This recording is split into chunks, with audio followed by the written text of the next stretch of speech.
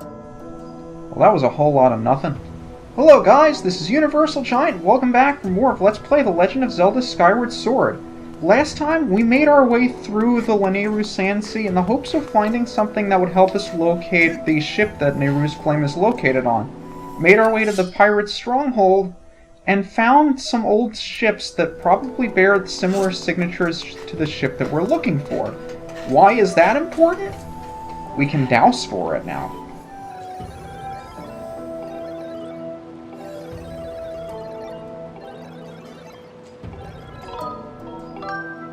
So it's time to search for that ship.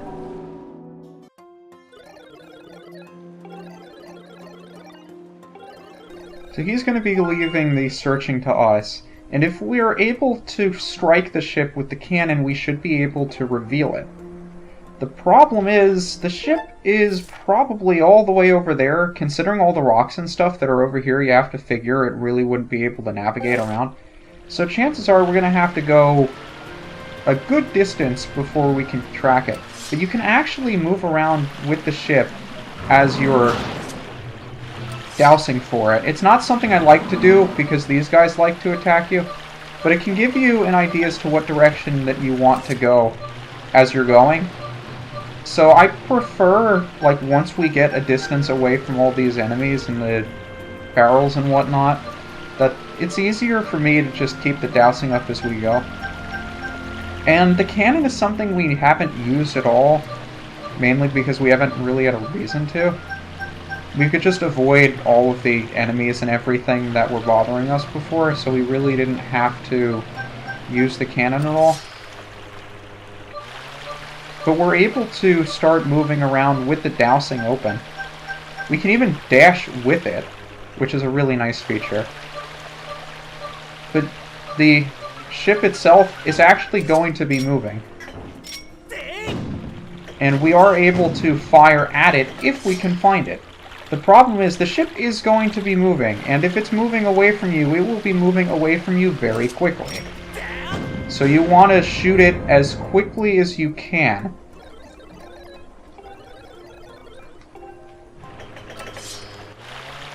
Especially if it's moving away from you. I think it's moving in a set pattern based on when you start. So if you're able to catch up to it and you know exactly where it's going to be, you can drive it aground.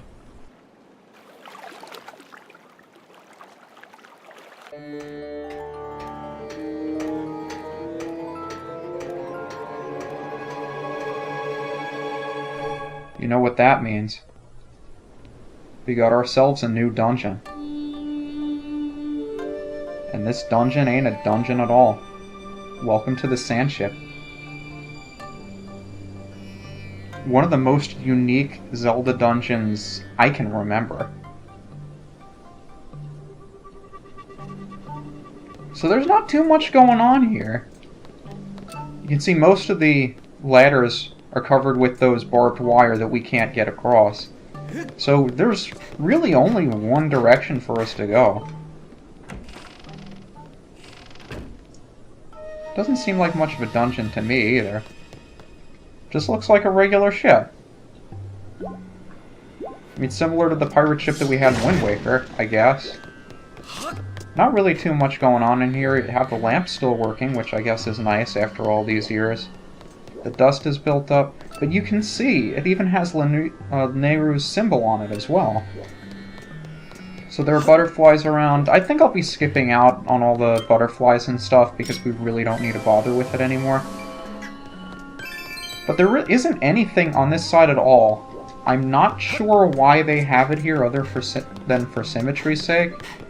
But it's kind of disappointing that they don't have anything on that side of the ship at all. The only way that you can progress forward is through the door on this side. And this entire place is completely barren now. There's nothing here at all.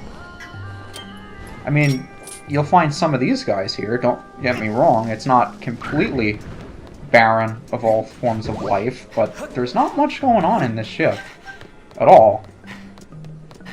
You see light coming in through here, and there's a little eye switch in there. Our slingshot's not going to be able to do anything with it, though.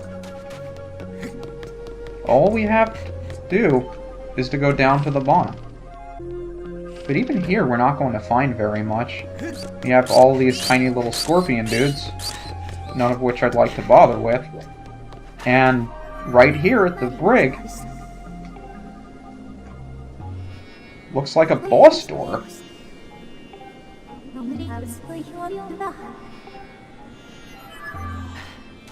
So, I mean, we see all these things that used to be alive.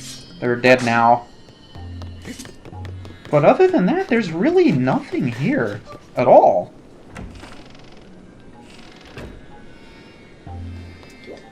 We have all this sand down here as well.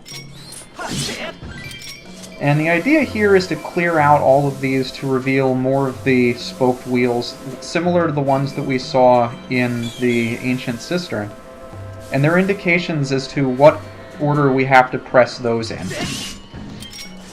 So if you already know the pattern, you don't have to reveal these at all. But I like to do it both to show you what we're supposed to do, and because this is one that I generally forget how to do. But last time we had a sign to tell us which order we need to hit these things in. Here we don't have a sign like that. What we have to go by is the number of red spokes on the wheels. So you can see in here, it has one red spoke, and that's a down. We have 3 more in here. The 2 is up, 3 is down, and 4 is right. So down, up, down, right is the order we want to hit these things in. Nope. I tried to do up, but it didn't let me. Down, up, down, right. Easy peasy.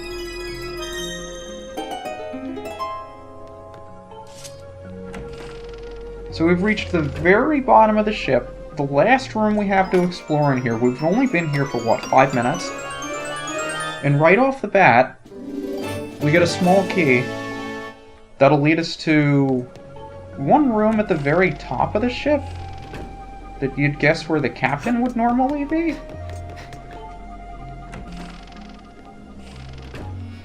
Seems like it, but we really have explored just about everything there is to see on the ship here. I mean, there's a 3rd basement, but there's really not much there. 2nd basement is where we are.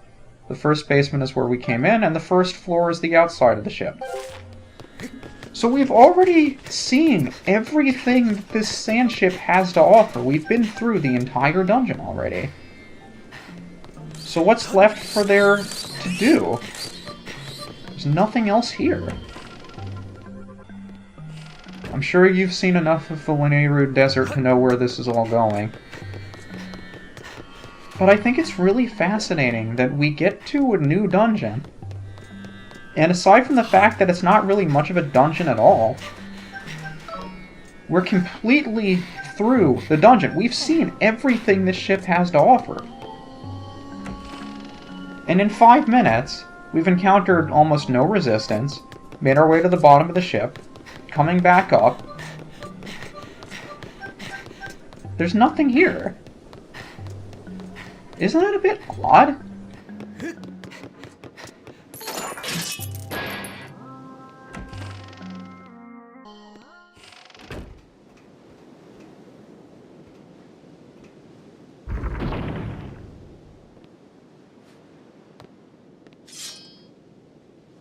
Maybe we're not alone here after all.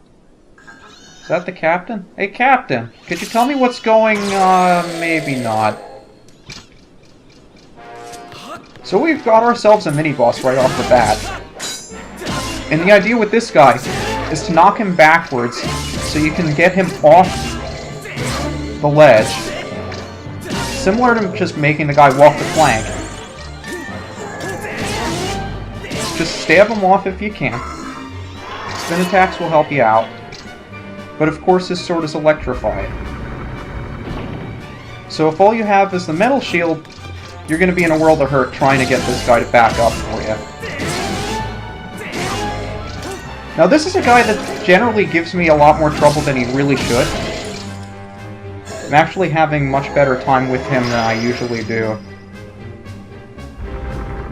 But But deflecting some of his attacks with the shield can be pretty tricky, because the timing is a bit delayed.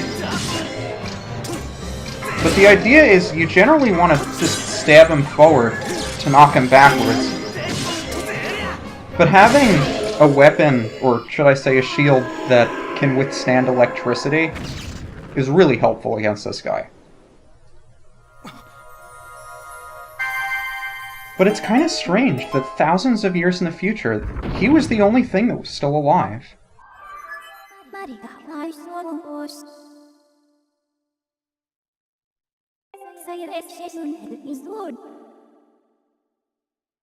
For all these years. Remember, we're not in the past right now. This is the present. He was the only thing left on the ship. And for defeating him, we get the final weapon in the game. The bow and arrow.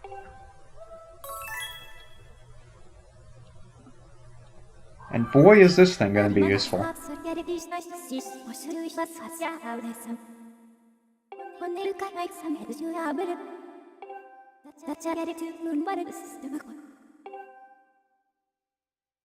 So now we can finally activate these arrow switches we've been seeing.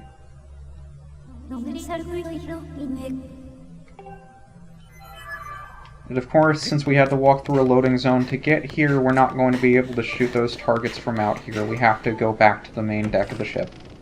But that does it for all of the main weapons. We have everything here. Bombs, beetle, bug net, slingshot, hookshot, vine whip. I don't know what I call it, a vine whip. And gust bellows. And now the bow and arrow. So it's interesting that a lot of Zelda games, they give you a lot of fancy weapons and items for you to use. In this game, you don't have too many to worry about. But there are two ways you can charge up the bow and arrow. There's the one that I've been doing, and I generally like to do it because it's more consistent, where you hold down the A button. The charge takes a little while.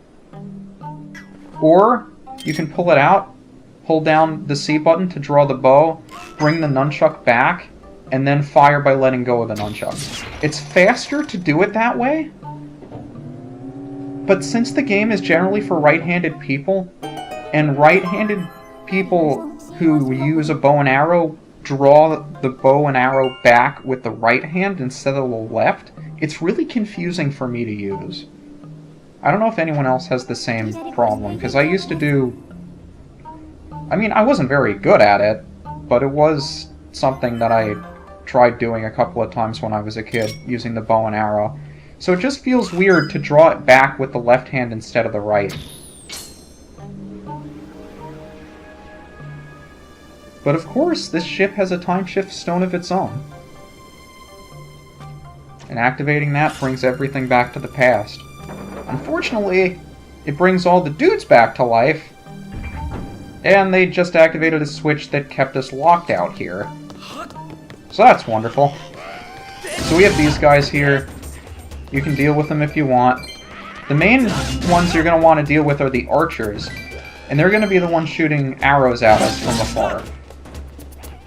So if you can, try to deal with them. Just like that guy. Now, I'm not the best shot in the world, so it may take a little while, but I like how these guys just kind of look off without really thinking about, not thinking it, like, they don't... I think I can reach that from here. It'd be a tough shot, but I could probably do it. Nope. And of course, now these barrels are going to start dropping arrows. I probably should have kept at least one of them around. And I think our next destination is going to be up this ladder, if Link would decide to climb it. So there really isn't much else for us to do out here because the Bokoblin closed off the time shift stone for us, and we have no way of making it back into the ship. These guys are still shooting me. You're a tenacious little bastard, aren't you? But activating all those switches will start moving these things from one place to another. That'll be useful for us later. And we can also pick up individual arrows that they shoot at us. Which is kind of nice, I guess. But you can move around while using the bow and arrow. Which is nice too. But again, it's faster to draw the bow with the nunchuck than it is to do the way I normally do it. So you'll see a lot of people like doing it that way. It's just not something that I'm used to doing. So you probably won't see me doing much of it. But that brought down one of the zip lines that we used to ride Skipper's Retreat. And you may have noticed that there was another one I brought over here. Or it might have been on the other side. But look at all the stuff that you can see from here. Like, you can see other ships all the way out. And look how far the time shift stone goes. It's amazing. You can see so far out here. And you can also see, if we look down here, that's where we fought the mini-boss on that mast. Not the mast, I forget what it's called. And what looks like the symbol for Nehru down there. Although it probably has something that we want, I think we zone out if we jump down there, so it's probably not a good idea to jump there. Let's just make our way back to the switch that the Bokoblin hit so we can open up the time shift stone again and get ourselves back to the present. Seems like the best thing to do.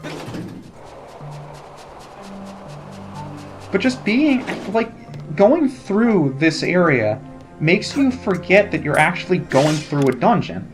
And it's something that most, if not any, Zelda dungeons have not done yet. Oh, hey, Captain, what's up?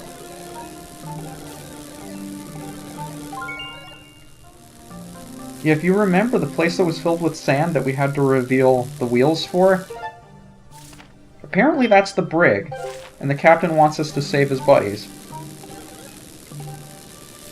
So we're gonna have to go do that.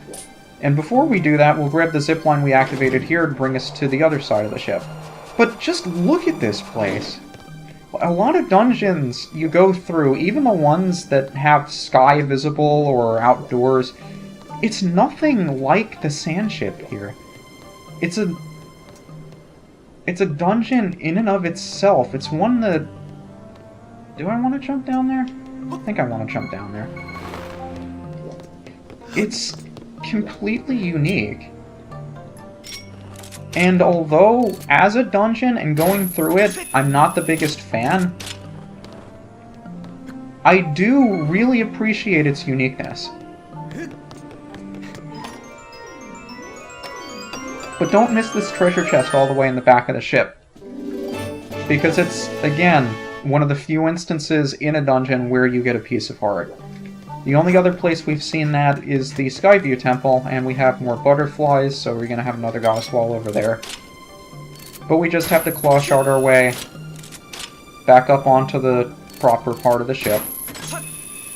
It's just so fascinating to go through an area like this, where it doesn't even feel like a dungeon. I mean, it probably will when we get back inside, sure, but just going through here, we're out in the open, we're outside. Most of the time we've spent on here, do I want to... I can always get rid of it. We don't necessarily need it. But if I have an empty bottle, might as well fill it up. We'll need to empty our bottles soon anyway, but for the time being, I think it's okay. There's another dude down there. I think we're better served back in the present, though.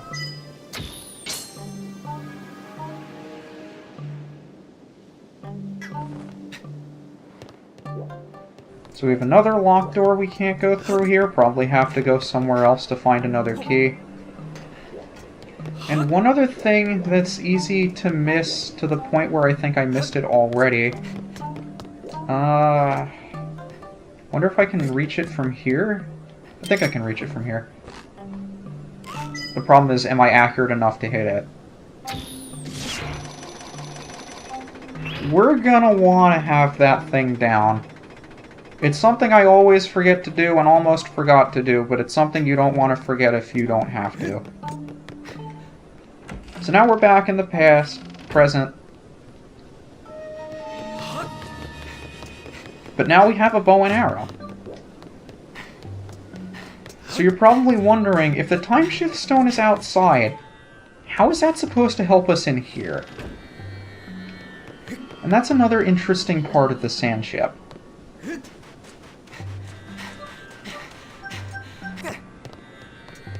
You might remember the switch in here, but that's not exactly what I'm going for. The wonderful thing about this place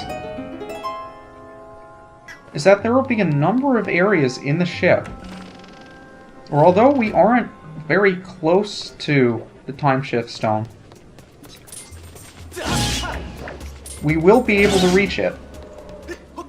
And in that respect, it's going to be similar to the Light World, Dark World mechanic from A Link to the Past, in that we can constantly switch between the present and the past to make the ship, you know, go through different phases. Like the Lanayru mining facility. It was just go through the room, get it back to the past, and then do stuff. You weren't really shuffling between one or the other, it was just set. And I don't think there's anything we can do in here yet, because we are still in the present. This is one of the things we're going to want to remember, but we can't do anything with it right now. But one of the great things about this place is that you can toggle the past and the present to get different areas of the ship accessible and be able to do different things in here. Haven't run into one of those instances yet, but I think we should at least go down to the brig. Maybe we can remember what it is we're actually trying to do, now that we have a better idea. Because if you remember, the captain told us that his buddies are being held down here. And although there isn't anything for us to do in here right now, if you take a closer look at the gate here, you can see it has those... Guy, would you leave me alone? I thought I killed you. You can see it has those little electrical things. So it's probably closed in the past, and you can see the little dudes are still here. So even if we're able to get down here in the past, we're probably not going to be able to get them out because this gate will be active.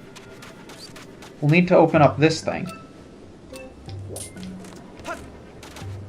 So now it's up to us to figure out how we're supposed to get here in the past. And this dungeon, every time I go through it, confuses me more than the last. Because it gives you all of the rooms, access to everything, right off the bat. You're able to go and see everything in the ship.